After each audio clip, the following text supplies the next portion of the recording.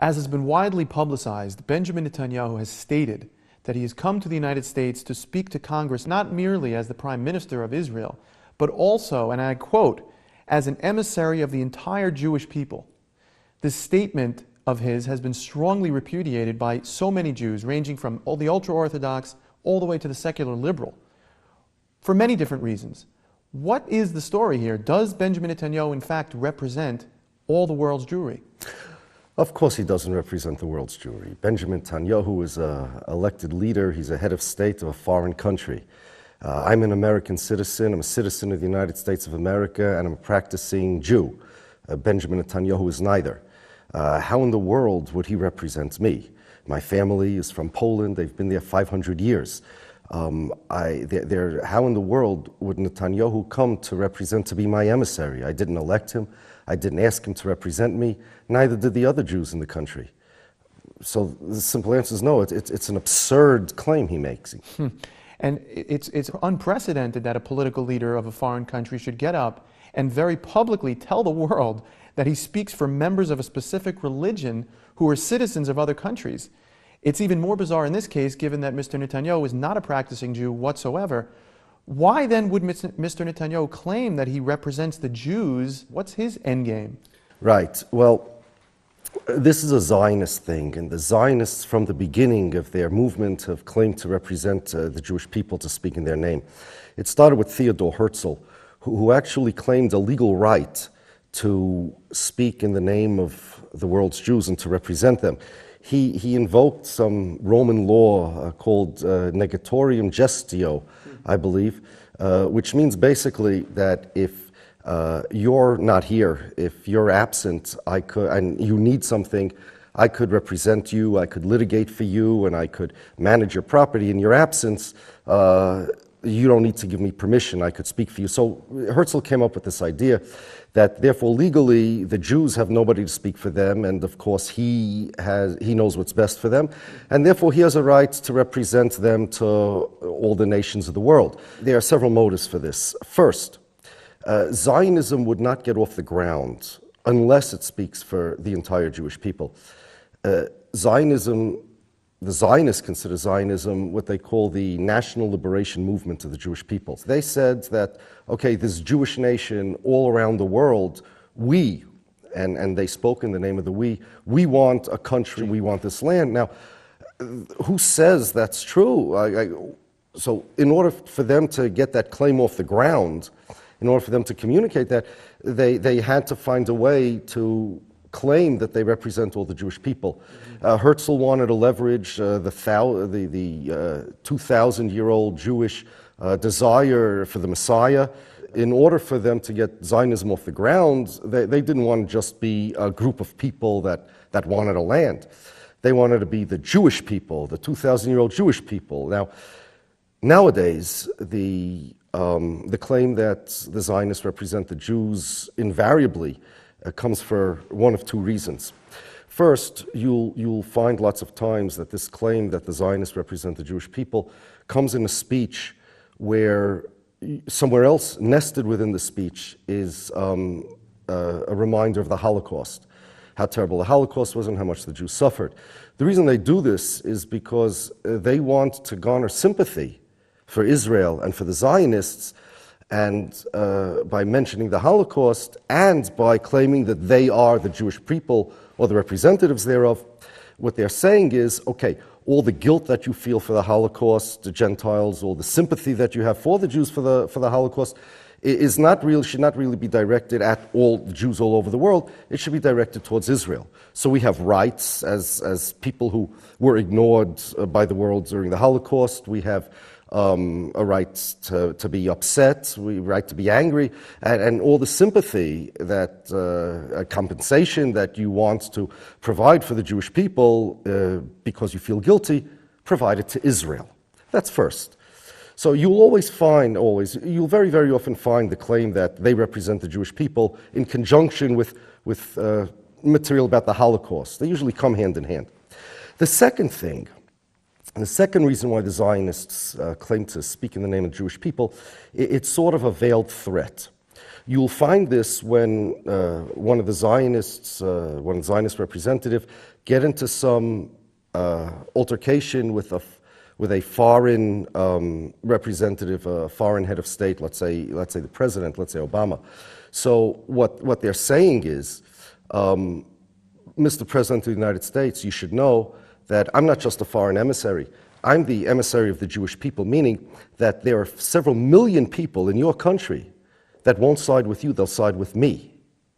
For example, Naftali Bennett wrote on his website that any insult to Benjamin Netanyahu, in context he was talking about the president, is an insult to all the Jews all over the world.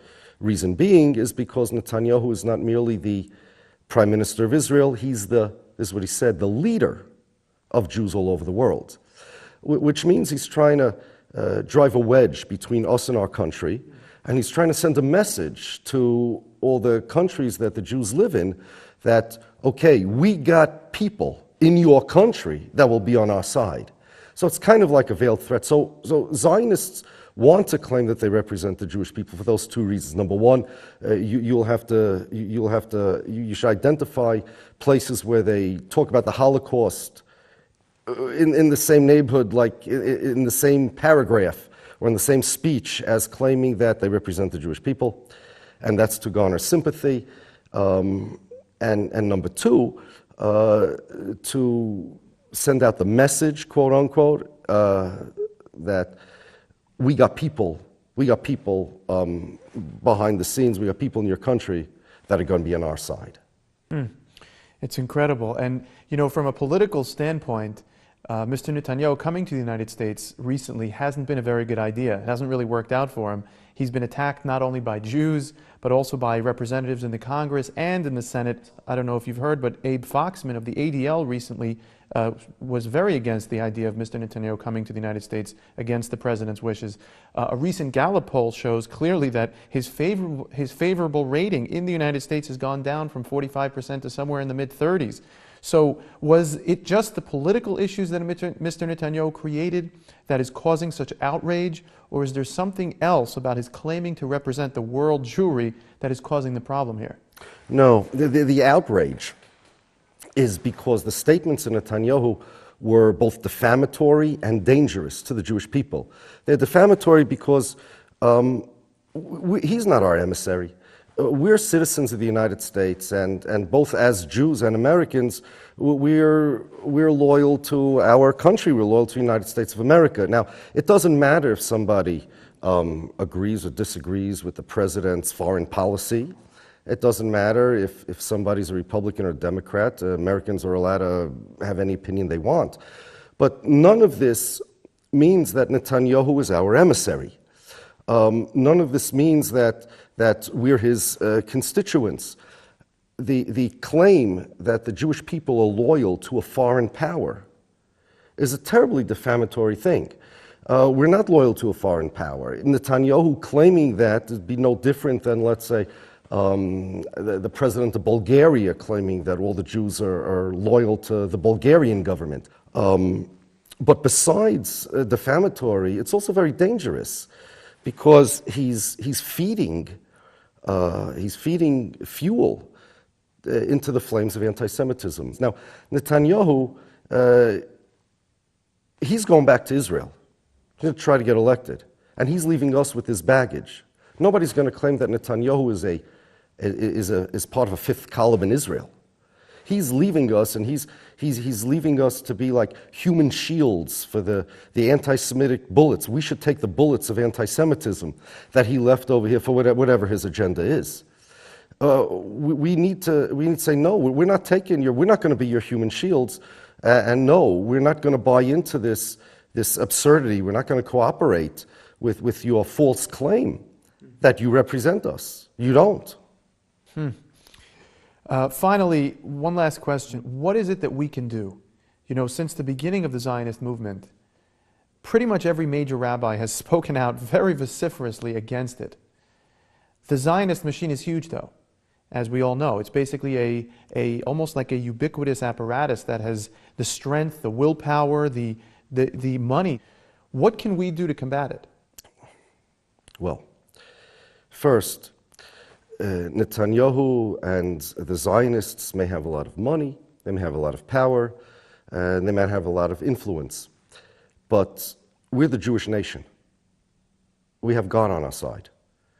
The same God that protected us from the Persians in the days of Mordechai and Esther, the same God that protected us from the Romans, that protected us from extinction for the last 2,000 years in exile, will protect us from the Zionists as well.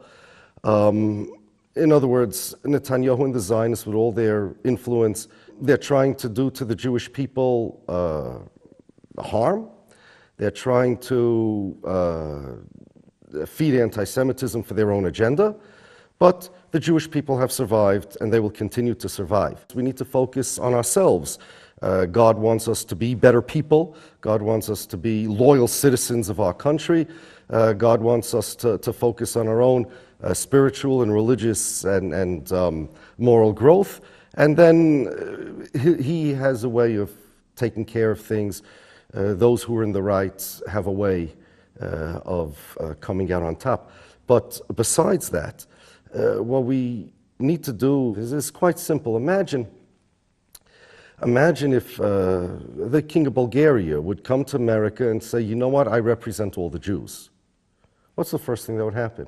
Well, all the Jews would raise their voices, scream their lungs out and say, what is this guy, crazy? He doesn't represent us. Well, what connection do we have with him?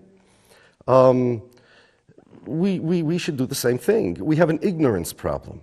Israel is involved in, Israel propagates tremendous amount of propaganda because they want people to think that the Jews all over the world are represented by Israel. And of course they're not. It's a false representation. It's identity theft. It's just a false claim. So that's what we need to do. We need to tell people, if you have a voice, if you have the ear of the public, tell the public. If you have the ear of your coworkers, tell your coworkers. Whatever you can do, just educate the people and explain to them that no, Israel is Israel, and the Jewish people are the Jewish people. Judaism is a religion. Israel is a political entity. The Jewish people, we have all sorts of ethnic components in the Jewish nation. We're a religion. We're American citizens. Netanyahu is not, and he just simply does not represent us. He just doesn't. He doesn't speak for anybody except himself and those who elected him.